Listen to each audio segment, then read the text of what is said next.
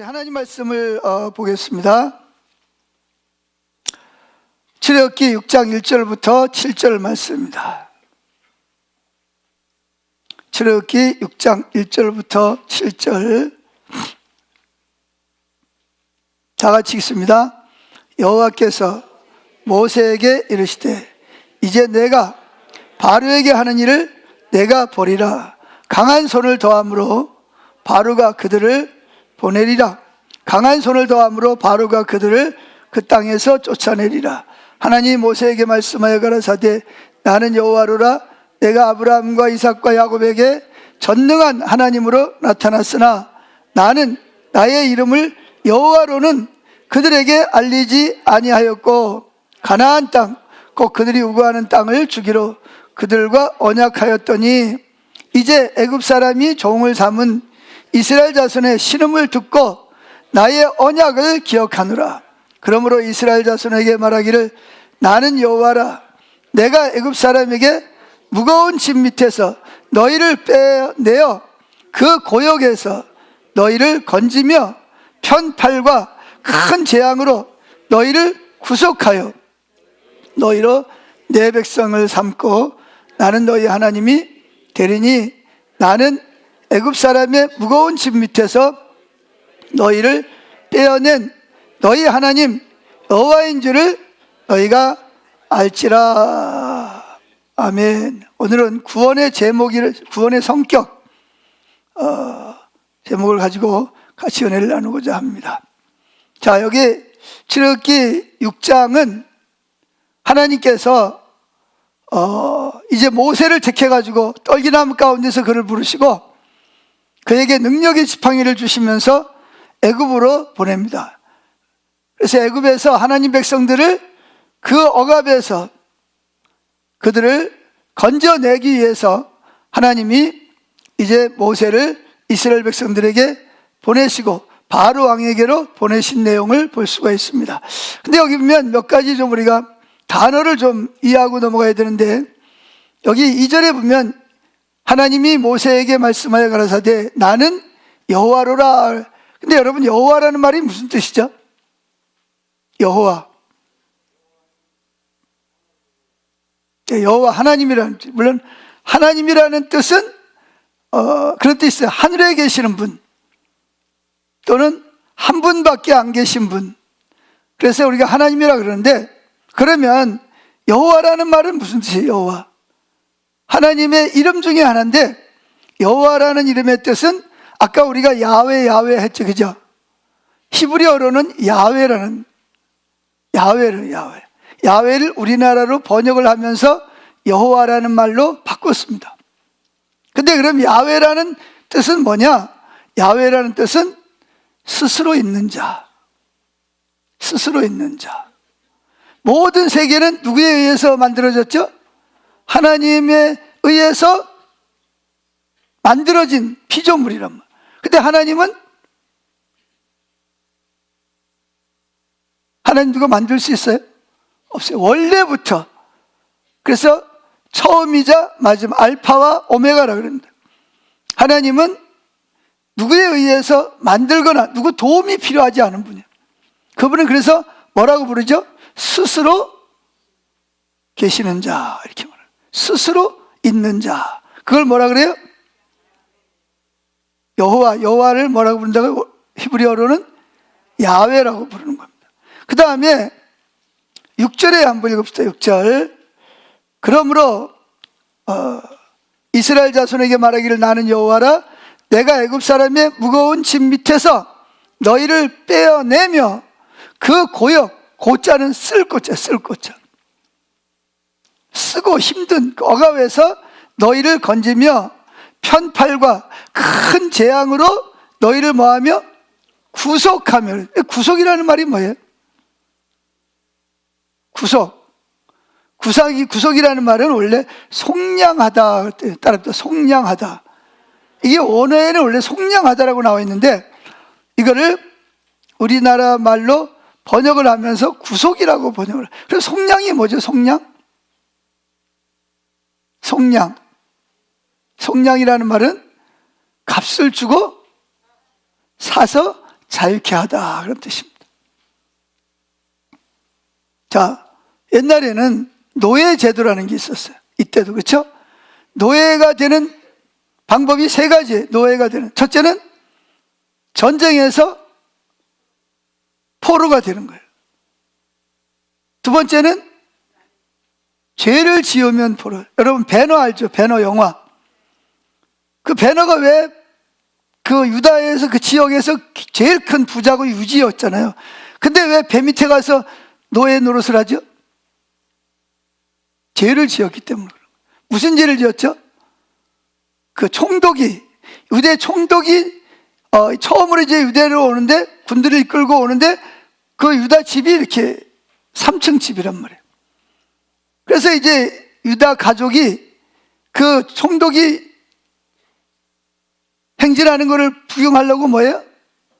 이렇게 위에서 있는데 그 동생이 실수를 해가지고 이 기와장이 어떻게 했어요? 떨어졌습니다. 자, 지금 총독이 지금 부하들이 끌고 들어가는데 위에서 기와장이 떨어져. 이걸 로마 사람 입장에서 볼 때는 뭘로 보겠어요? 이거 암살로 보는 거예요. 이거 암살로. 총독을 죽이려고 하는 거. 그래가지고 결국은 동생이 원래 죄수가 돼서 노예가 돼야 되는데 오빠가, 배너 오빠가 뭐가 돼요? 너는 그냥 모른 척이라. 내가 실수로 뭐한 것처럼 기와장을 떨어뜨린 것처럼 그렇게 해서 오빠가 대신, 동생 대신 뭐합니까? 붙잡혀가서 노예가 돼가지고 뭐예요? 배미창에서 노를 젓는 노예가 되는 거예요. 이렇게 죄를 지은 사람이 노예가 돼요. 세 번째는 어떤 사람이 노예가 되죠? 빚을 지고 못 갚으면 그때는 노예가 됐어요. 빚만큼 하루에 얼마씩 계산해가지고 그 빚만큼 그 일을 해줘야 되는 거예요. 노예로, 노예처럼 이렇게 세 가지가 있었는데, 그런데 그 노예를, 노예는 인권이 있어요, 없어요? 경제적인 자유가 있어요, 없어요? 영적인 자유가 있어요, 없어요? 정치적인 자유는 아무것도 없어요. 그냥 완전히 짐승하고 똑같은 칙을 받는 거예요. 그럴지라도 그 사람을 자유케 할 수 있는 방법이 뭐가 있을까요? 뭐가 있어요? 그렇죠. 그 사람에 대한 값을 지불하는 거예요. 값을 지불하고 그 사람을 사서 그 사람에게 뭐 하는 거예요? 자유를 주는 것을 구속이라고 그럽니다. 구속. 아멘? 그 속량이라고 그래요. 속량. 속하다. 뭘 속하냐? 값을 주고 그 사람을 그 속박에서, 고통에서 그들을 뭐 한다? 해방시켜 주는 거예요. 이게 해방신학이 여기서 나온 거거든요. 자, 그런데 하나님께서 지금 이스라엘 백성들이 누구에게? 애굽이 그때는 오늘날로 보면 미국과 같은 나라, 제일 강대국이야. 누구도 애굽을 어떻게 알 수가 없어요. 그 애굽에서 그 왕이 누구냐? 바로라는 왕입니다.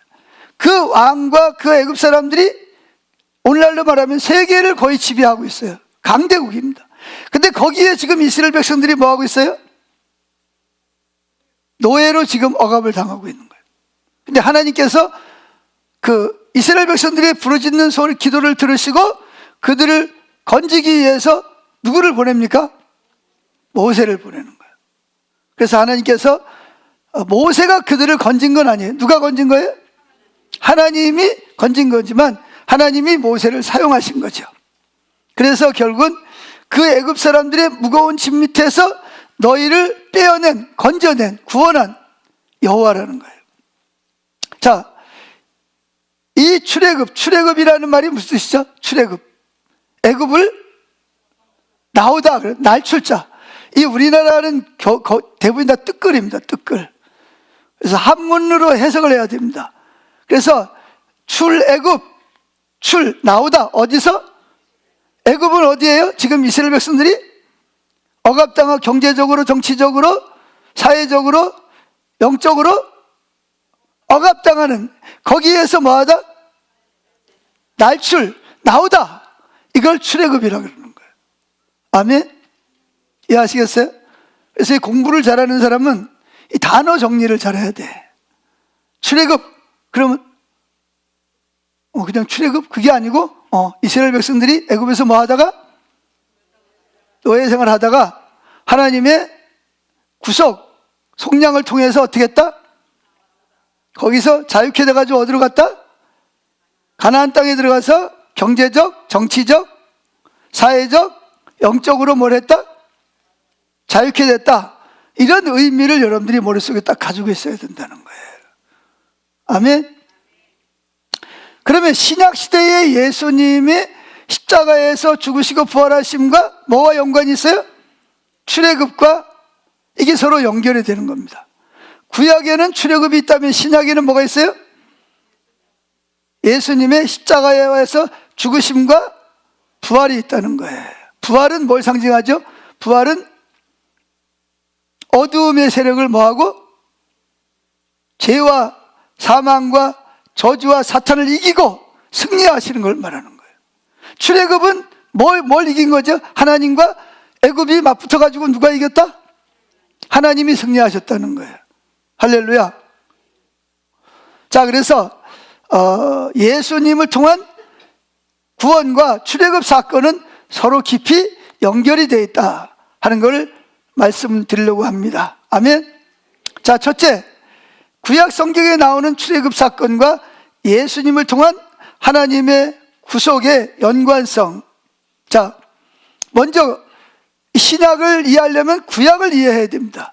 구약을 이해하려면 가장 중요한 게 뭐죠? 이 출애굽을 이해하는 것이 중요합니다. 자, 이스라엘 백성들이 왜 애굽에 내려갔죠? 성경은 이야기입니다. 따라합시다. 성경은 이야기다. 그래서 이제부터 이야기를 하겠습니다. 옛날 이야기가 아니라 실제 역사적이 있던 이야기를 하는 거야. 자, 아브라함에게 하나님이 뭘 가나안 땅을 줬죠, 그죠? 근데 가나안 땅에 살던 사람이 왜 애굽으로 내려갔어요? 그렇죠. 그 이야기를 하려면 배경을 설명을 해야 돼. 야곱의 아들이 몇 명이었죠? 12명이었어요. 그래서 12지파가 된 거예요. 그래서 신약시대에는 제자가 몇 명? 12명이잖아요. 그래서 천국에 가면 기초석에 누구의 이름이 있어요? 구약 사람들은 12지파 이름이 있고 신약에는 12사도의 이름이 있단 말이죠. 얼마나 영광스럽겠어요. 네? 예, 1년이 12달입니다. 예, 잘하셨습니다. 예. 자, 그래서 이 야곱이 12아들인데 딸이 하나가 있어요. 근데 그때는 이 아들에게만 뭐가 있어요? 상속권이 있습니다. 그런데 그 야곱이 아들이 12명이면 어떻게 돼? 골고루 사랑해줘야 되잖아, 그죠? 근데 여기 아버지들 그게 잘 돼요, 안 돼요? 누구만 더 사랑하게 돼요? 아버지 말 잘 듣고 순종 잘하는 놈은 좀 사랑스럽고 지멋대로 하는 놈들은 별로. 더군다나 아들이 12명에다가 딸까지 있으니까 이게 헷갈렸을 것 같아요. 어느 녀석이 장자인지 어느 녀석이 막내인지 잘 헷갈렸을 것 같아요. 하여튼 그런데 그래서 이 아버지 야곱은 누굴 사랑했어요? 요셉을. 왜 요셉을 사랑했을까요? 사랑하는 아내. 이게 또 올라가면 또 아내랑 또 연관이 있는 거예요, 또. 그래가지고 야곱이 라헬을 아내로 맞이하기 위해서 몇 년? 7년, 14년을 어떻게 지냈더라? 수일같이 지나갔더라. 완전히 노예 생활을 했는데 그 생활이 누구 때문에? 사랑하는 아내 라헬을 아내로 맞이할 걸 생각을 해서 그 14년을 수일같이 지난 거예요. 우리 천진수 형제가 가가지고 오늘 처음 신혼여행 갔다 가지고 왔는데 아내를 위해서 그런 희생이 수일같이 지나가기를 축복합니다. 네? 또 목사님 나를 또 부담스럽게 하네. 자, 어떻게든 이 요셉은 자기가 가장 사랑하는 라헬의 소생이란 말이에요. 그러니까 야곱의 마음이 누구에게로 가요? 자기의 사랑하는 아내가 낳은 아들에게 마음이 가는 거야. 우리 아버지들은 그러면 안 됩니다. 그러면 큰일 나는 거예요. 근데 하여튼 이 야곱은 그걸 드러내놓고 막 한 거야. 그래가지고 다른 아들들은 다 그냥 무명 옷을 입혔는데 요셉만 무슨 옷을 입혔어요? 채색 옷이라는 것은 컬러가 들어요. 빨간색, 파란색, 노란색. 옛날에는 대부분이 무슨 색? 검은색 아니면 희끄무리한 색이었단 말이에요. 그래서 만약에 컬러가 된 색깔 옷을 입고 나왔다 그러면 그 사람은 굉장한 부자고 특별한 사람이라는 증명이었어요. 그런데다가 또 이 요셉이 또 뭐예요? 그렇지 않아도 형들이 막 시기가 나가지고 화가 난 데다 요셉이 또 꿈을 꿔가지고 뭐 자기가 뭐 형들이 자기 앞에 와서 뭐 절을 한다는 둥 뭐 어쩐다는 둥, 그러니까 막 형들이 심기가 아주 불편한 거예요. 그러다가 결국은 어떻게 했어요? 형들이 요셉을 죽이려고 그랬다가 네 번째 형인 유다가 죽이지 말자, 우리 형제인데 죽이면 되겠냐, 그래가지고 결국은 어떻게 했어요? 노예로 팔아먹습니다. 참 이 사람이라는 게 참 대단하다. 어떻게 자기 형제를 아무리 미워도 어떻게 죽이거나 팔아먹겠어요? 사람이 이게 약해요. 그렇게 그래가지고 어떻게 했어요? 노예로 팔려가서 결국은 애굽 땅에 가가지고 보디발 장군의 집에 뭘로 가요? 노예로 팔려갑니다. 자, 여러분 생각을 해보세요. 부잣집에서 가장 사랑받는 아들이 졸지에 뭐가 됐어요? 언어도 말도 안 통하죠. 문화도 다르죠. 와, 근데 거기 가가지고 새고랑 차고 일을 해야 되는 거잖아요. 얼마나 피눈물 나는 고통이 있었겠습니까? 그런 고통 속에서도 요셉은 신세한탄을 하거나 원망하지 않고 다 하나님의 뜻이 계실 거야. 하나님이 나에게 이런 어려움을 주시는 것은 틀림없이 하나님이 나중에 내가 필요하기 때문에 나에게 이런 어려움을 주실 거야. 감사합니다. 그러면서 하나님과 친밀한 교제를 나눴어요. 그런데 희한한 일이 벌어졌어요. 이 보디발의 집에 무슨 일이 벌어졌죠? 요셉이 노예로 들어오면서부터 이 보디발의 집에 막 신나는 일이 막 생기는 거예요. 전에는 뭐예요? 양이나 소나 약대나 염소가 새끼를 낳다가 많이 죽었단 말이에요. 근데 요셉이 들어오면서부터 새끼 낳다 죽는 일이 없어. 전에는 또 뭐예요? 가다가 또 뭐죠? 웅덩이에 빠져 죽거나 낭떠러지에 떨어져 죽거나 병들어 죽거나 그랬는데 요셉이 오면서부터 그런 일이 안 생기는 거야.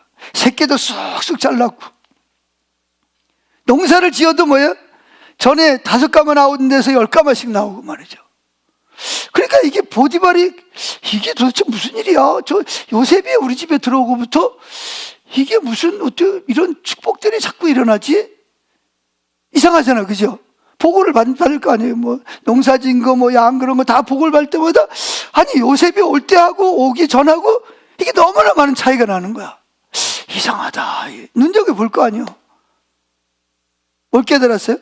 아, 요셉이 믿는 신이 누구를? 요셉을 통해서 우리 집에 복을 주는구나. 그걸 깨달은 거예요. 그 요셉은 뭐 여기 가도 터지고 저기 가도 터지고 완전히 천도꾸러기 됐을 거 아니야. 말도 못 알아듣지, 문화도 모르지. 얼마나 힘들었겠습니까? 말도 배워야지, 문화도 배워야지, 일도 해야지. 근데 하여튼 불평하지 않고 열심히 했어요. 그러다 보니까 어느 정도 세월이 지나서 이 보디발이 그냥 저 요셉 때문에 우리 집이 이렇게 잘 되니까, 그리고 요셉이 머리가 좋죠. 정직하잖아요. 거짓을 말하죠. 뛰어나단 말이에요. 그래서 뭐하기로? 요셉에게 자기가 가지고 있는 모든 재산을 다 맡기는 파격적인 일을 한 거예요. 여러분, 외국에서 들어온 노예에게 자기 재산을 어떻게 맡기겠어요? 근데 그럴 만큼 요셉은 신임을 얻은 거야. 그래가지고 요셉이 뭐가 됐어요? 이제 다른 종들을, 노예들을 거느리고 일을 시키는 총무가 된 거야. 그래가지고 주인의 재산을 전부 다 맡아가지고 관리를 하는데 얼마나 철저하게, 정직하게, 진실하게, 또 종들도 다 요셉을 또 좋아해. 요셉이 인격적으로 하나님의 사랑으로 대하니까 요셉의 말을 잘 따라. 그래가지고 이 보디발의 집이 날마다 더 번성을 하는, 주변에 있는 사람들이 막 부러워하죠. 장군님 어떻게, 장군의 집은 어떻게 이렇게 잘 됩니까? 야, 우리 집에 요셉이라는 그 노예가 들어오고 나서부터 하나님이 우리 집에 복을 주신다고 다 부러워하는 사람이 됐습니다. 그런데 문제가 있습니다. 항상 좋은 일만 생기는 건 아니에요. 좋은 일이면 뭐도 오죠? 안 좋은 일도. 무슨 일이 생기죠? 그 집의 안주인인 보디발의 아내가 이 요셉을 눈여겨본 거죠. 잘생겼죠, 똑똑하죠, 성실하죠. 그러니까 뭐 하고 싶어요? 어떻게 유혹을 해서 어떻게 좀 하고 싶은 거야. 그래서 살짝 이렇게 눈치를 봐가면서 접근을 했는데 시도 안 먹혀. 왜 안 먹히는 거죠? 요셉이 뭐라 그래요? 요셉이 하는 말이죠. 하나님 앞에서, 하나님이 지금 나를 보고 있는데, 그러니까 요셉의 아내가 뭐라죠? 하나님이 어디 있어? 안 보이는데? 아니요, 지금 하나님은 내 앞에서 나를 보고 계신다고. 내가 하나님 앞에서 어떻게 그 주인의 아내랑 그런 잘못을 저지를 수 있냐고 거절을 했어요. 근데 이 보디발 아내는 포기를 안 하고 계속 시도를 하는 거예요. 근데 안 되니까 어느 날 보디발의 아내가 모든 종들과 식구들을 다 모였어요. 다 집 밖으로 내보내고 자기 혼자만 있는 거예요. 누가 들어올 때 기다리죠? 요셉이 들어올 때. 요셉이 들어오자마자 뭐해, 이제 아무도 안 보니까 나랑 뭐 하자? 사랑을 나누자. 그리고 막 적극적으로 막 대시를 하는 거예요. 요셉이 또 뭐라 그래요? 막 하나님이 지금 보는 앞에서 어떻게 하나님 앞에서 이런 큰 죄를 지을 수 있냐고. 난 그럴 수 없다고. 그런데 뭐 보디발의 아내는 뭐 막무가내죠. 하나님 어디 있냐고. 아무도 안 보는. 지금 다 지금 보는 사람 아무도 없다고. 괜찮다고 막 그러면서 막 대시를 하니까, 그리고 옷을 잡고 안 놔주는 거예요. 그러니까 요셉이 어떻게 해요? 여기 계속 있다가는 이게 일이 터질 것 같아. 그러니까 뭐 옷을 벗어 던지고 그냥 36개 주랑랑을 놓은 거예요. 자, 보디발의 아내가 어떻게 했을까요? 수치심, 분노심, 이런 게 막 올라오는 거예요. 그래 막 소리를 소리를 지르는 거예요. 밖에 나가 있던 사람들이 이게 무슨 소리야? 들어와 보니까 마님이 옷을 들고 막 소리를 지르는 거야. 그래 왜 그러냐고 막 놀래가지고 그랬더니, 저 요셉이라는 놈이 아무도 없으니까 나를 겁탈하려고, 그런데 내가 소리를 질렀더니 옷을 벗어놓고 도망갔다고. 그래가지고 결국은 어떻게 됐어요? 요셉은 졸지에 주인의 마님을 겁탈하려고 그러다가 실패한 자로 낙인을 찍히고, 그래서 어떻게 했어요? 그 주인이 와가지고 너무 화가 나는 거예요. 아내가 막 그냥 당신의 노예가 나를 막 겁탈하려고 그랬다 그럴게요. 보디발이 막 화가 나가지고 그 보디발의 집에 감옥이 있었어요. 감옥까지 딸렸는데 그 정치인 수용소에다가 요셉을 집어넣어 버렸습니다. 아니 뭔가 이제 좀 하나님으로 좀 잘 되는가 했더니 갑자기 뭐가 됐어요? 이게 누명을 쓰고 말이죠, 감옥에 갇히게 됐단 말이죠. 여러분 같으면 어떻게 했겠어요? 낙심이 되거나 뭐 좌절을 하거나 뭐 원망을 했겠지. 근데 요셉은 안 그랬어요. 이것도 아마 하나님의 틀림없는 계획이 계실 거야. 하나님 감사합니다 하면서 하나님과 동행하는 삶을 삽니다. 그런데 또 놀라운 일이 벌어집니다. 이 요셉이 감옥에 들어오면서부터, 여러분 교도소라는 게 뭐 그렇잖아요, 그죠? 얼마나 살벌합니까? 근데 이 요셉이 교도소에 들어오면서부터 분위기가 이게 바뀌는 거야. 막 서로 때리고 복행하고 뭐 욕하고 그러던 것들이 말이죠, 분위기가 아주 부드럽고 인격적으로 이게 뭔가 새로운 봄바람이 쫙 도는 게 느껴지는 거예요. 누가 들어오면서부터? 요셉이 감옥에 들어오면서부터. 누가 함께하니라?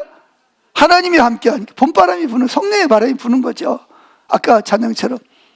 그랬더니 그 간수들이 저놈은 좀 다르네. 저놈이 오면서부터 감옥에 뭔가 분위기가 좀 다르네. 그래가지고 어떻게 했어요? 이야기를 들어보니까 이 보디발의 집에서 이러이러한 일이 있었다. 다 소문이 벌써 들어갔을 거 아니야. 그래가지고 간수들이 자기가 할 일을 누구에게 맡겨요? 요셉에게 맡겨보는데 요셉이 기가 막히게 일을 잘 처리하는 거야. 분위기도 좋아지고. 그 죄수들이 말이지, 포악한 죄수들이 대들고 그러던 것들이 말이지, 요셉이 말을 하면 또 꼬분꼬분 또 말을 좀 잘 들어요. 그래가지고 간수들이 전부 다 자기 하던 일을 누구에게 맡겨? 요셉에게. 요셉이 감옥에서도 뭐가 됐어요? 죄수가 아니라 죄수들을 뭐 하는 사람? 다루는 사람이 된 거예요. 하나님이 함께 하시니까. 할렐루야. 자, 그런데 이제 어느 날 거물들이 들어왔어요. 정치인 거물들이 들어온 거야. 누가 들어왔죠? 떡 맡은 관원장과 술 맡은, 그 사람들은 직접 왕 주변에서 가까운 친척이거나 특별히 신뢰하는 사람들만 그 일을 감당할 수가 있단 말이죠. 근데 이 떡 맡은 관원장과 술 맡은 관원장이 뭐 반역에 억류돼 가지고 들어온 거예요. 그러니까 이 보디발 장군이 저 사람들을 어떻게 섬길까? 그러다가 누굴 맡기죠? 요셉을 불러서 네가 저 두 정치인들을 전담해서 수종을 들어라. 그래가지고 이제 요셉은 가면 누구하고 하루 종일 지내야 돼? 거물급 정치인들하고 하루 종일 뭐 밥 먹을 때도 같이 먹고 화장실도 같이 가야 되고 계속 같이 하는 거예요. 같이 지내는 거예요, 하루 종일.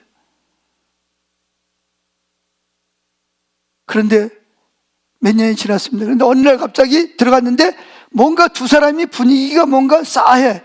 그래서 왜 그러시냐고 그랬더니 어젯밤에 두 사람이 똑같이 꿈을 꿨다는 거예요. 비슷한 꿈을 꿨는데 이게 무슨 의미인지를 잘 모르겠다는 거예요. 그래서 요셉이 뭐라 그래? 꿈 해석은 하나님께 있으니까 한번 이야기해 보시라고. 그래 이제 첫 번째 사람이 꿈 이야기를 합니다. 어떤 사람? 떡 맡은 관원장이 이제 꿈 이야기를 하는 거예요. 이 자기가 떡광주리가 3개가 있는데 그걸 머리에다 바로 왕에게 주려고 하고 있는데 그 떡을 누가 쪼아 먹더라? 바로 왕이 먹지 않고 새들이 와서 쪼아 먹더라는 거예요. 그러니까 이게 요셉이 해몽을 합니다. 광주리 3개는 뭘 말한다? 3일 후에 3일 후를 따지고 보니까 바로 생일이야. 그래가지고 당신이 3일 후에 바로 왕에게 뭐 할 거다? 목이 매달려 죽을 거다. 그래서 당신의 살을 누가 먹을 거다? 새들이 쪼아 먹을 거다. 안 좋은 해몽이잖아. 또 한 사람의 꿈을 이야기를 합니다. 역시 포도수에 송이가 있는데 포도즙을 짜가지고 잔에다가 누구에게 드렸다? 바로 왕에게 드렸더니 바로 왕이 그걸 받아 먹었다. 그러니까 새송이는 3일 후고 술 맡은 관원장은 어떻게 될 거다? 다시 원래 그 자리로 복귀할 거다 그랬습니다. 근데 그렇게 될지 안 될지 모르잖아요. 그건 어디까지나 해몽이니까. 근데 진짜 3일 후에 바로 왕의 생일이 됐고 진짜 한 사람은 매달리고 죽고 한 사람은 복직을 한 거예요. 그런데 그 술 맡은 관원장에게 요셉이 부탁을 합니다. 뭐라고 부탁하죠? 나는 보디발 장군님의 아내를 겁탈하지 않았습니다. 난 오히려 억울하게 누명을 쓰고 왔습니다. 나가시거든 바로 왕에게 이야기를 해서 나를 뭐해라? 여기서 좀 꺼내주시기 바랬더니 철석같이 약속을 했어. 근데 복직을 하자마자 까맣게 요셉을 잊어버린 거야. 또 몇 년이 지났죠? 근데 이제는 누가 꿈을 꿨어요? 왕이 꿈을 꾸는 거야. 꿈을 꿨는데 비슷한 꿈을 2번 꿔요. 한 번은 뭐죠? 나일강에서 아주 살찌고 실한 몇 마리 소가? 7마리의 소가 올라오는 거예요. 그냥 튼튼하고 말이죠. 사시 털실털실 7마리가 올라옵니다. 그러더니 또 그 뒤에 또 누가 올라와요? 삐쩍 마르고 파리한 7마리 소가 올라와가지고 그 살찐 소를 다 잡아먹어버리는 거예요. 그리고 이제 이게 뭐지? 꿈을 깼는데 또 잠이 들었어. 근데 이번에 무슨 꿈을 꿨어요? 이삭이 곡식 이삭이 올라왔는데 7개가 보이는데 토실토실하고 너무 보기도 좋고 너무 아름답게 생기고. 그런데 조금 있다가 또 뭐가 올라와? 화려 비실비실한 것들이 올라와가지고 그 앞서서 올라온 좋은 7가지 이삭을 다 잡아먹어버린 거예요. 그래가지고 이건 보통 꿈이 아니다. 그래가지고 전국에 있는 꿈을 해몽하는 박사, 철학자 다 불렀는데 이게 시원치라는 거야. 그래가지고 이제 왕궁이 막 술렁술렁 하는 거야. 누가 꿈을 해몽을 해주냐고. 그런데 그때 누가 생각이 났을까요? 이 술 맡은 관원장이 자기 꿈을 해몽한 대로 되어진 것이 딱 생각이 난 거야. 하나님이 그때 생각나게 하신 거겠지. 그래가지고 바로 왕에게 누구 이야기를 해요? 요셉 이야기를 합니다. 내가 이렇게 해서 감옥에 있을 때 이런 사람이 있었는데 이렇게 됐다고 그랬더니 바로 왕이 빨리 데리고 오라. 그래가지고 요셉은 드디어 이제 감옥에서 나와가지고 수염을 깎고 머리를 깎고 옷을 갈아입고 왕 앞에 나왔습니다. 바로 왕이 꿈 이야기를 합니다. 그때 뭐라 그러냐? 요셉이 꿈의 해몽은 누구에게 있습니다? 하나님께 있습니다. 이제 기도했겠죠.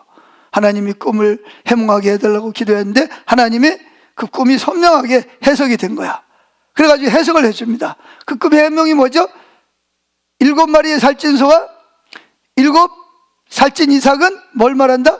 앞으로 7년 동안 이 땅에 큰 풍년이, 지금까지 경험해보지 못한 큰 풍년이 될 것을 의미하는 것이고, 뒤에 올라온 삐쩍 마른 7마리 소갈로 다 잡아먹고 비리비리한 것들이 7싹이 올라와서 다 잡아먹은 걸 뭘 의미한다? 뒤에 이어서 7년 큰, 지금까지 경험해보지 못한 큰 흉년이 올 거를 하나님께서 바로왕에게 미리 알게 하신 것입니다. 자, 여기까지 꿈의 해몽이었어요. 그럼 어떻게 해야 되지? 해석까지 이제 어떻게 해결책까지 이제 요셉이 알려줍니다. 그러면 바로왕이요, 이제 아주 이 애굽 땅에서 지혜로운 사람을 선택하셔서 7년 동안 풍년이 들 때마다 뭘 한다? 곡식을 세금으로 많이 걷어서 지방마다 뭘 세우고 큰 창고를 세우고 그 곡식이 썩지 않도록 통풍을 잘해서 뭐 한다? 곡식을 쌓아 놓으십시오. 1년, 2년, 3년 그렇게 쌓아 놨다가 틀림없이 흉년이 올 건데, 흉년이 오면 어떻게 해라? 그때 가서 곡식을 백성들에게 팔면 국민들이 뭐 하지 않고 굶주리지 않고 7년 동안의 흉년을 잘 지내게 될 것입니다 라고 꿈만 해몽해 주는 게 아니라 해결책까지 제기를 합니다. 그러니까 이게 요셉이 가만히 있어, 이걸 해결할 사람이 누구야? 누구밖에 없어? 아니, 요셉보다 지혜로운 사람이 어디게, 하나님의 영이 같이 하는 사람인데. 그래가지고 요셉을 뭘로 시켜요? 총리 대신을, 반지를 빼가지고, 이 반지는 오늘날로 말해 옥새를 말해, 옥새. 그걸 빼가지고 요셉에게 주면서 내가 너보다 높은 것은 왕자뿐이다. 그러니까 네가 하고 싶은 대로 하라는 거예요. 그래가지고 요셉이 총리가 된 거예요. 진짜 뭐예요? 풍년이 들었습니다. 그래가지고 요셉은 많은 관리들을 시켜가지고 곳곳마다 창고를 짓고 통풍이 돼서 오래 곡식을 놓아둬도 상하지 않도록 다 준비를 해서, 나중에는 세다가 너무 많이 곡식을 많이 색을 많이 거두니까 숫자 세는 거를 아예 포기해 버릴 만큼 많은 곡식을 걷어서 쌓아놓았습니다. 아니나 다를까 7년 동안 풍년이 딱 끝나자마자 그 다음 해부터 뭐가 왔어요? 비가 오지 않고 가뭄이 들기 시작을 하는 거예요. 그러니까 뭐 요셉의 말대로 그대로 된 거잖아요. 그래가지고 그때 막 곡식을 풀어가지고 백성들에게 팔기 시작을 하는 거예요. 근데 그 흉년은 어디도 왔어요? 요셉의 고향 땅인 가나안 땅에도 흉년이 온 거야. 그래가지고 이 가나안 땅에 있는 이 야곱집이 부자지만 이게 뭐 한계가 있잖아요. 식구는 70명이 넘는데. 그래가지고 이제 곡식이 떨어졌어요. 그래서 야곱이 아들들을 불러가지고 어디로 보냅니까? 애굽에 가서 곡식을 사오너라. 그래가 이제 이 형들이 이제 곡식을 사러 왔어요. 거기 갔다 누굴 만나요? 누구 꿈이 이루어진 거예요? 요셉의 꿈이 이루어진 거예요. 근데 여기서 기가 막힌 거는요, 하나님께서 요셉을 국무총리로 세워서 이 일을 하기 위해서 그동안 무슨 작업을 하신 거예요?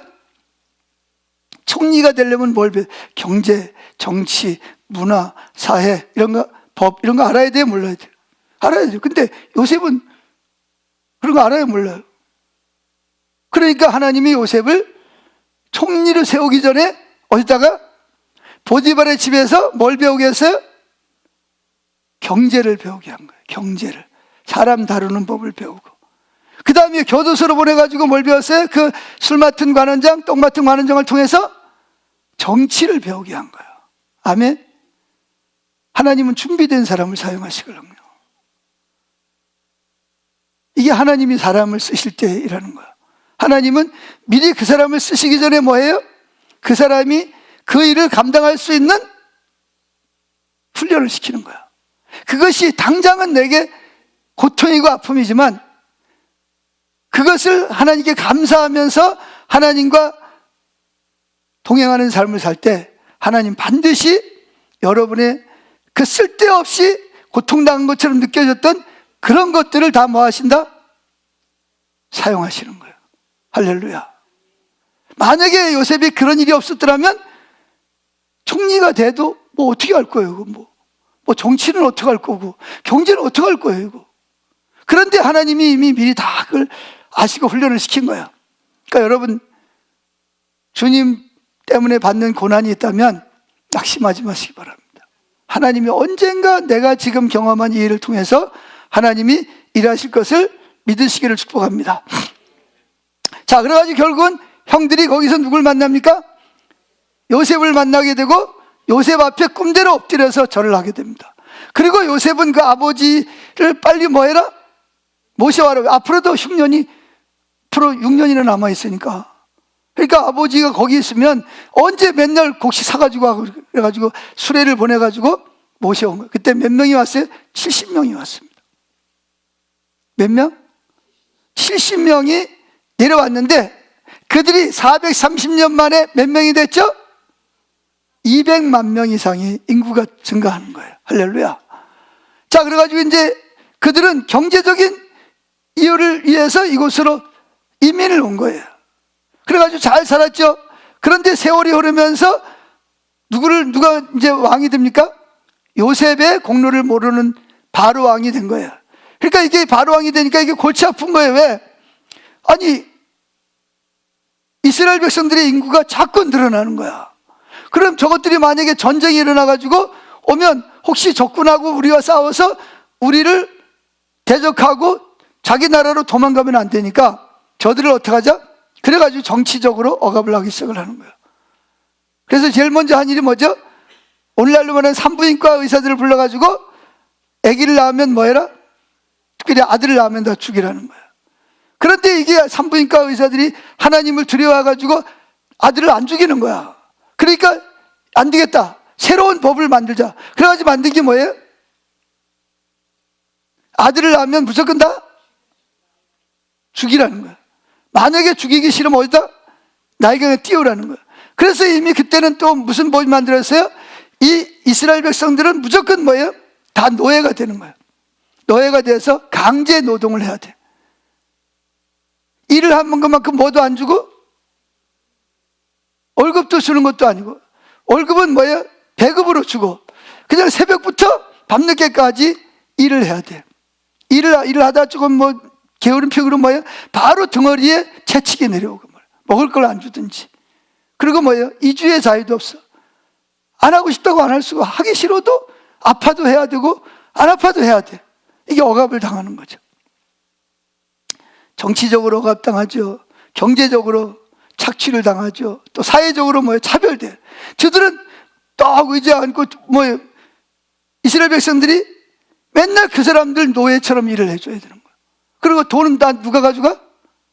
저들이 가져가 버리고 차별을 하는 거예요. 똑같은 사람인데도 불구하고. 그리고 뭐야? 마음 놓고 예배 드릴 수 있겠어요? 없겠어요? 쉬는 날이 어디 있겠어요? 일을 시키니까. 그러니까 뭐예요? 정치적으로, 경제적으로, 사회적으로, 영적으로 억압을 당하는 거예요. 그러니까 이들은 뭐예요? 하나님께 뭐 할 수밖에 없어요? 부르실 수밖에. 야곱의 하나님, 이삭의 하나님, 야곱의 하나님. 하나님 그때 약속하지 않으셨습니까?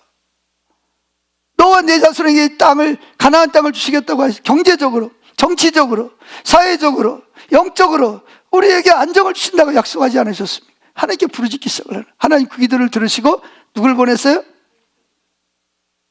모세를 보냈습니다. 그래 모세가 이제 바로 왕에게 와가지고 하나님께 말씀을 전합니다. 하나님께서 말씀하시기를 내 백성을 내보내라고 하십니다. 그랬더니 바로가 뭐라 그래요? 내가 신인데 무슨 여호와가 누구야? 왜 날 보고 이래라 하죠? 난 여호와가 누군지도 몰라. 그러니까 이스라엘 백성 보내지도 않을 거야. 왜 너희들이 나보고 이래라 저래라 해? 내가 신인데. 그때는 왕이 신이었단 말이에요. 그러니까 하나님께서 모세를 통해서 몇 가지 재앙을 내리죠? 10가지 재앙을 내립니다. 10가지 재앙이 뭐예요? 첫 번째가 뭐예요? 첫 번째가 피가 됩니다. 피. 그냥 모든 물이 뭐가 돼요? 피가 되는 거예요. 자, 그래가지고 여러 가지 이제 그 재앙이 거기에 내려옵니다. 두 번째가 뭐예요? 개구리, 집집마다 개구리가 들어. 개굴하고. 침상에도 개굴하고 말이죠. 사람 미치죠. 세 번째가 뭐죠? 나이 드신 분들은 아마 경험했을 거예요. 이렇게 초롱불 밑에다 이렇게 드드드 그렇게 피 튀어나오고 막. 이가 그냥 막 사람을 막 괴롭히는 거예요. 막 너무 막 괴롭히는. 또 뭐예요? 파리가 또 막 악질이 생기고 독종이 생기고 우박이 내려가지고 모든 곡식과 가축이 죽고 사람이 죽고, 그 다음에 또 뭐가 와요? 메뚜기 떼를 보내가지고 그냥 우박에 살아남은 곡식과 푸른 것들은 메뚜기가 다 그냥 싹 쓸어 먹어버려요. 그 다음에 뭐였어요? 흑암, 태양이 빛을 잃어버리는 캄캄해. 아무것도 안 보여. 근데 재미있는 것은 이 고센 땅, 이스라엘 백성들이 사는 땅에는 태양이 환하게 비쳐. 어디만 어둠이 와? 어디만 우박이 와? 어디만 이가 있어? 독종이 와? 이 애굽 사람들에게만 오는 거예요. 하나님 백성들이 살고 있는 고센 땅에는 멀쩡한 거예요. 그러니까 누구를 인정하는 거예요? 이거 정말 하나님이 계시는구나. 자, 근데 이제 마지막 재앙을 내립니다. 마지막 재앙을 내리기 전에 하나님께서 이제 이스라엘 백성들을 구속하기 위해서 전에 먼저 모세를 부릅니다. 모세를 불러서 뭐라고 말하죠? 이제 너는 뭘 잡아라? 양을, 흠이 없는 순놈을 아니면 염소나 그런 걸 잡아서 잘 가지고 있어라. 그래, 잘 살펴봐라. 흠이 없는지. 그랬다가 내가 명령하는 날 뭐 해라? 모든 200만 명 이스라엘 백성들이 집집마다 뭘 해라? 양을 잡아라. 잡아가지고 피를 받아가지고 어떻게 해라? 피를 받아가지고 대문에다가, 문설주에다가 위에 아래 옆에 밑에까지 뭐예요? 피를 바르라는 거예요. 그리고 고기는 어떻게 해라? 고기는 모든 식구들이 먹되 뭐를 꺾지 말고 뼈는 꺾지 말고 그냥 고기만 먹어라 그런 거예요. 그리고 뭐와 함께? 쓴나물. 쓴나물은 뭘 상징하는 거예요? 애굽에서 그 바로 왕이 억압을 당할 때를 생각하기 위해서 쓴나물과 함께 그걸 먹으라는 거예요. 자, 근데 왜 이걸 해야 되냐? 하나님이 설명을 합니다. 이제 하나님이 마지막으로 누굴 보낼 거다? 이제 죽음의 천사를 보낼 건데, 죽음의 천사가 집집마다 들어가서 장자, 예를 들어서 강아지가 5마리를 낳았는데 첫 번째 난 순놈은 죽이는 거예요. 종도 죽이고, 심지어 누구까지? 주인의 아들까지도, 그리고 바로 왕의 아들까지도 다 죽는 거예요. 그러니까 이게 장자가 죽는다는 말은 그때 당시에 무슨 말이냐? 모든 식구가 다 죽는다는 말이에요. 그런데 이 죽음의 천사가 딱 문 앞에 왔는데 뭐가 있어? 피가 묻어 있어. 그러면 죽음의 천사가 어떻게 한다? 아, 이 집에는 이미 벌써 장자가 죽었구나. 그러니까 더 이상 들어갈 필요가 없으니까 어떻게 한다? 그 피가 있는 집을 넘어간다. 재앙이, 저주가 넘어간다. 그래가지고 이걸 뭐라 그래요? 유월절이라 그런 거예요. 유월절. 따라합시다. 유월절. 유월절 어린 양의 피로. 그 피 때문에 유월절이 생긴 거예요. 죽음의 저주가, 하나님의 심판이 임해야 되는데 누구 때문에? 어린 양의 흠이 없는 어린 양의 피 때문에 죽음의 천사가 그 집은, 그래서 이스라엘 백성들은 전부 다 한 사람도 죽었어요? 안 죽었어요? 한 사람도 안 죽어요. 근데 하나님 뭐라 그러냐? 그 대신 이사갈 준비를, 애굽을 나갈 준비를 해라. 그래가지고 옷을 입고 신발을 신고 뭐예요? 가면서 먹을 양식을 준비한 거예요. 근데 그날 밤에 진짜 뭐예요? 죽음의 천사가 와가지고 이스라엘 백성들 집은 다 뭐하고? 그냥 넘어가고, 누구의 집은? 피가 묻어있지 않는 애굽 사람들의 집은 다 곡소리가 나는 거예요. 한밤중에 그냥 뭐 바로 왕궁에서부터 그냥 뭐 완전히 그냥 장자가 다 죽어 자빠진 거예요. 아멘. 자, 그래 여기에서 말하는 이스라엘 백성들을 억압하고 강제 노동을 시키고 경제적으로 착취를 하고 사회적으로 인권을 유린하고 영적으로 하나님을 예배하지 못하도록 만든, 이것은 신약으로 말하면 누굴 상징하는 거예요? 자, 어디를 보냐? 3쪽에 맨 아래 보세요. 에베소 2장 1절부터 시작. 너희 허물과 죄로 죽었던 너희를 살리셨도다. 그때에, 그러니까 예수 믿기 전에, 구속받기 전에 너희가 그 가운데서 행하여 이 세상 풍속을 쫓고 공중의 권세 잡은 자를 따랐으니 곧 지금 불순종의 아들들 가운데서 역사하는 영이라 그랬습니다. 이게 누구죠? 누굴 상징하는 거예요? 이게 바로 사탄과 귀신을 상징하는 거예요. 구약으로 가면 이건 누굴 상징해요? 바로 왕은 누굴 말하는 거예요? 애굽은 세상을 말하는 거고, 바로는 세상의 임금인 사탄을 말하는 거고. 그러면 애굽 사람들은 누굴 상징하는 거예요? 귀신들을 상징하는 겁니다. 아멘? 이해가 됐어요? 자, 그런데 하나님께서는 누구를 억압한다고요? 사탄과 귀신들에게 억압당하고 있는 그들을 어떻게 한다? 구속하기 위해서 대신 누구를 내주신다? 어린 양, 흠이 없는 장차 오실 어린 양 예수님을 내주는 것을 상징적으로 보여주고 있는 내용인 줄로 믿습니다. 아멘. 자, 그게 두 번째, 출애굽 사건과 예수님을 통한 구속의 연관성입니다. 자, 출애굽 사건은, 자, 출애굽이 뭐라 그랬죠? 애굽에서 억압당하던 백성들을 뭐하고? 양을 잡아서 피 때문에 어떻게 한다? 거기서 애굽에서 나왔다.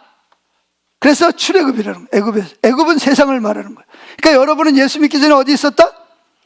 이스라엘 백성들처럼 세상에서, 세상 임금 누구? 사단과 귀신들의 억압 아래에서 있었다는 거예요. 근데 누가? 예수님이 여러분 대신 6월절 어린 양이 되셔서 뭐예요? 십자가에서 죄값을 다 치르시고, 아멘. 그리고 하나님의 크신 권능으로 예수님이 죽었다가 3일 만에 어떻게 했어요? 죽음을 이기고 부활하시고 승리하셔서 저와 여러분을 뭐하게 하셨다? 구속하셨다는 거예요. 그러니까 저와 여러분이 구원받은 거는 싸구려 구원이 아니에요. 우리는 그냥 선물로 받았지만 하나님 입장에서는 누굴 주신 거예요? 하나밖에 없는 애아들을 나 대신, 아멘, 나 대신 십자가에다가 값을 치르신 거예요. 그리고 뭐예요? 사탄을 이기고 승리하신 거예요. 그래서 여러분들은, 예수 안에 있는 여러분들은 사탄이 여러분을 뭐 할 수 없다? 정죄할 수가 없습니다. 여러분의 죄 때문에 사탄이 여러분을 뭐 할 수 없다? 정죄할 수가 없어요. 왜 정죄가 안 되죠? 이미 내 죄값을 예수님이 다 치르시고 나를 뭐 하기 때문에, 구속하셨기 때문에. 그러니까 만약에 사탄이 여러분을 정죄하거든, 뭐라 그래요? 그래, 나 그런 죄인이야. 근데 너 아냐? 예수님이 내 죄값을 대신해서 뭐 했다? 십자가에서 대신 다 값을 치르시고 나를 사셨어. 난 자유케 된 거야. 할렐루야. 사탄아, 나를 정죄하지 말고 뭐해? 떠나가라. 그러면 사탄이, 귀신이 여러분을 속이려고 하다가 떠나갈 줄로 믿습니다. 아멘. 그런데 이제 문제는 뭐냐면, 이렇게 예수를 믿고 우리가 구원을 받는데 그 구원이 뭐냐는 거예요.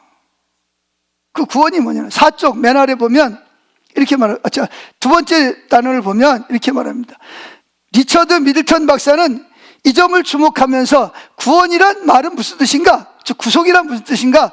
라는 질문에 많은 기독교인들은 죽어서 천국 가는 것이라고 이해하거나 혹은 죄 용서를 통해 하나님과 바른 관계를 갖는 것이라고 이해합니다. 맞아요? 틀려요? 맞지요? 근데 그것만이 아니라는 거예요. 예수 믿는다는 거는.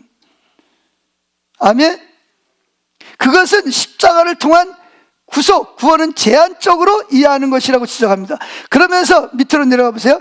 리처드 미들턴 박사는, 같이 읽어봅시다. 성경에서 구원은 미래와 현재 모두에게 있어서 포괄적인 실제이며 실존의 모든 측면에 영향을 미친다 라고 말했대요. 이게 뭐냐? 구원이라는 것은 미래와 현재에 뭐예요? 내 모든 삶에 있어서 뭐예요? 구원을 의미한다는 거예요. 아멘. 단순히 내 영만 죽어서 천국에 가는 게 아니라는 거예요. 그 외에도 여러 가지로 많다는 거예요. 아멘. 자, 그래서 그분은 계속 이렇게 말합니다. 뭐라고 말하냐? 우리가 출애굽에 대해 주목해야 할 첫 번째 사실은 출애굽이 실제적이고, 즉 실제로 그들이 애굽에서 노예 생활하고 인권이 없고 사회적으로 차별받고 경제적으로 억눌리고 착취당하고 종교적으로 자유롭게 예배드릴 수 없었잖아요. 맞아요, 틀려요? 근데 하나님이 그들 크신 능력과 6월절 어린 양을 통해서 그들을 건져내서 어떻게 했다? 자유롭게 예배하게 하시고 경제적으로 해방시키시고 인권적으로 뭐 했어요? 회복시키시고. 할렐루야. 여러 가지로 이 구원이라는 말 속에는 하나님의 우리를 구원한 사회, 정치적, 경제적 또는 뭐예요? 종교, 영적인 이런 것에서 우리를 자유케 한 실제적이라는 거예요. 그렇듯이 예수님의 십자가의 죽으심과 구원을 통해서 우리에게도 그런 구원의 역사가 포괄적이라는 것입니다. 그래서 밑에로 오면 크리스토퍼 라이트 구약학 박사는 이렇게 말합니다. 읽어보죠. 출애굽 사건은 노예화하는 모든 것으로부터의 구출을 의미하며 영향력의 측면에서 출애굽 이야기보다 더 포괄적인 일련의 사건들을 상상하기 어렵다. 그러면서 그는 계속해서 말합니다. 출애굽 이야기가 이스라엘이 애굽에서 겪었던 속박을 적어도 4가지 차원, 정치적, 경제적, 사회적, 영적 차원에서 묘사하고 있고, 하나님이 그 각각에서 그들을 어떻게 구속하셨는지를 보여준다라고 말을 합니다. 4가지가 뭐예요? 정치적, 예수님의 십자가를 통한 구원은 단순히 우리가 죽어서 구원받거나 하나님과 화목하게 하는 것만이 아니라 뭐예요? 예수를 믿음으로 말미암아 경제적인 억압에서 뭐예요? 자유를. 여러분, 에덴 동산에서 경제적으로 어려웠을까요? 안 어려웠을까요?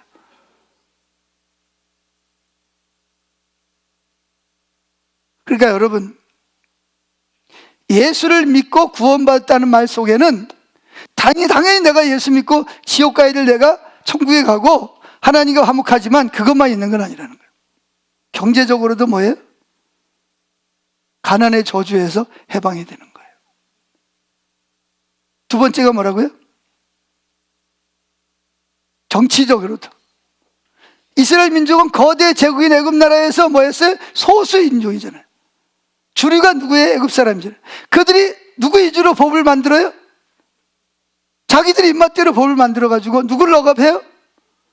이스라엘 사람들을 억압하고 죽이고 했잖아요. 합법적으로. 그래요, 안 그래요? 이게 정치적이에요. 그런데 하나님은 그들을 어떻게 하다 거기서 구원할 때. 이스라엘 백성, 여러분, 유다 나라도 마찬가지잖아요. 로마가 지배하고 있는 데서 뭐 했어요? 정치적인 억압을 가지고 세금을 강제로 징수당하고 인권이 유린을 당하고 차별당하고. 그런데 하나님께서 그들을 어떻게 했다? 예수를 믿는 사람들은 복음이 증거되는 곳마다 이러한 그 억압과 이러한 잘못된 관행들이 어떻게 됐다? 폐지됐다는 거예요. 여러분 보세요. 영국이라는 나라가 어떤 나라입니까? 이게 원래 해적 나라입니다. 해적. 섬 나라들이잖아요. 그래가지고 지나가는 배들 습격해가지고 뭐예요? 뺏어가지고 먹고 살던 나라 아니에요. 근데 거기에 뭐가 들어갔어요? 복음이 들어가니까 뭐예요? 젠틀. 세계에서 제일 신사의 나라가 되고. 그리고 뭐예요? 영국이 얼마나 번성을 했어요? 경제적으로? 해가 지지 않는 나라가 됐어요. 할렐루야. 여러분, 지금도 그렇지만 세계 지도를 펴놓고 보세요. 기독교가 들어간 나라가 대부분이 다 어땠어요? 정치적으로 후진국이고 사회적으로 뭐예요? 차별당하고 뭐예요? 또 경제적으로 어려운 나라들, 영적으로도 온갖 우상을 섬기는 나라들이 다 어떻게 됐어요? 대부분이 다 선진국이 무슨 나라예요? 기독교 국가라는 거는 누구도 부인할 수 없는 거잖아요. 아멘. 이게 뭐냐? 예수를 믿고 구원받는다는 말의 의미는 단순히 지옥 갈 사람이 천국에만 가는 게 아니라 정치적으로, 경제적으로, 사회적으로도 뭐예요? 선진국이 되는 거예요. 아멘. 근데 그 혜택을 가장 잘 입은 나라가 어디게요? 대한민국입니다. 만약에 우리나라 선교사님이 안 들어왔으면 지금도 뭐 양반 쌍놈 해가지고 서로 그랬을 거 아니에요. 여자들은 뭐예요? 학교에 가면 여자들은 없을 거고 남자들만 있을 거고. 예?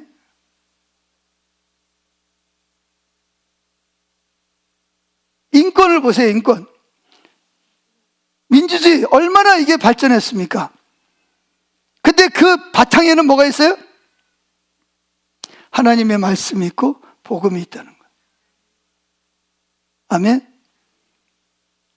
여러분, 경제적 차원도 마찬가지잖아요. 이스라엘 민족이 애굽에서 겪은 가장 예리한 고통이 뭐 있겠어요? 경제적인 거잖아요. 남의 땅에서 그 사람들을 위해서 죽어라고 일을 해도 뭐예요? 수익은 다 자기네가 가져가고, 이스라엘 백성은 겨우 먹고 살 만큼, 죽지 않고 먹고 살 만큼밖에는 경제적인 자유가 없었단 말이에요. 그런데 하나님은 그들을 출애굽시켜서 어디로?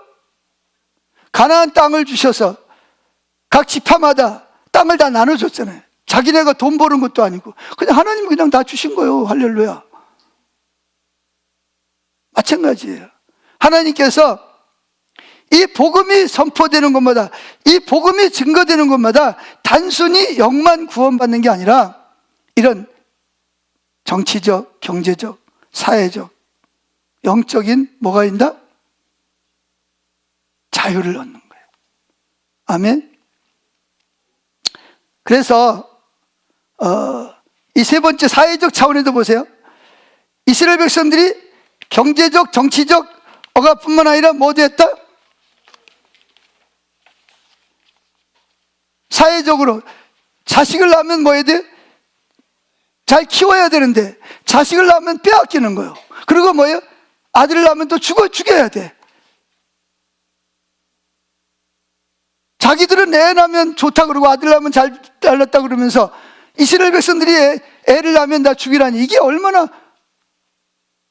차별 정책입니까? 이게 사회적으로 그렇죠. 아멘.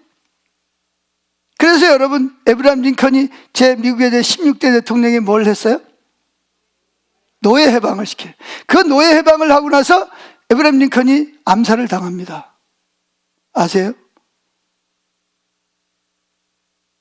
여러분이 우리나라가 이 민주화 국가를 이루기 위해서 얼마나 많은 대학생들이 피를 흘리고 실현을 당했습니까? 이게 그냥 이루어진 게 아니에요.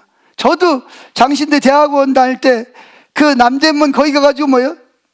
독재 정권 타도하고 그러다가 뭐 이거 수건 쓰고 말이죠. 뭐 그냥 체류탄 깼어 해가지고 그냥 몽둥이 가지고 막 줄을 팩을 그냥 만나고 그냥 대학생들 머리부터 그냥 막 조는 거예요. 막 그냥.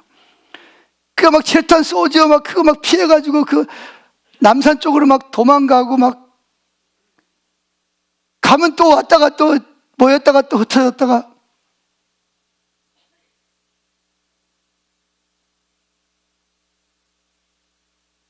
왜? 이게 하나님께서 역사하시는 곳에는 뭐예요? 사회적으로도 차별이 없어야 돼요. 아멘? 이 독재 정권을 하면 안 되잖아요. 그래서 결론이 뭐냐? 결국은 선교적 교회, 일터 사역에 하는 것은 단순히 그 영혼만 구원받는 게 아니라 뭐까지도 정치적으로도 자유로워야 되고, 경제적으로도 뭐 해야 돼요? 회복이 돼야 됩니다. 있는 사람은 넘어 있고 없는 사람은 넘어 없고. 이게 민주주의 국가의 또 문제점이잖아요. 이거를 잘 조절을 해야 됩니다. 그래서 믿는 사람은 세금을 많이 내고 그걸 누구에게? 어려운 사람들에게 골고루 혜택을 볼 수 있도록 해야 되는 거죠. 이런 그 경제적, 정치적, 사회적 바탕이 그렇게 하려고 그러는 게 어디서 왔는지 아세요? 대부분이 다? 이게 성경에서 나온 겁니다. 아멘? 이게 다 성경에서, 이게 어디서? 복음에서 나온 겁니다. 그래서 하나님께서는 그 애굽의 10가지 신들을 대결을 해서 그들을 다 물리치신 거예요. 승리하셨죠. 그래서 하나님이 왕이심을 보여주시고, 예수님도 마찬가지예요. 예수님도 십자가에서 죄값을 치르시고 우리를 구원하실 뿐만 아니라 뭐 하셨다? 사단과 귀신들을 뭐하고? 이기고 승리하셔서 만왕의 왕이 되신 것입니다. 이게 우리가 믿는 기독교고 우리가 믿는 하나님이십니다. 아멘. 그래서 우리는 뭐 해야 된다? 복음을 전할 때 단순히 예수 믿고 천국 가 그게 아니고 뭐든 정치적으로, 경제적으로, 사회적으로, 영적으로 네가 뭐 할 수 있다? 회복될 수 있다는 것을 전해야 됩니다. 아멘. 있습니까? 자, 우리 찬양 한 장 드리죠.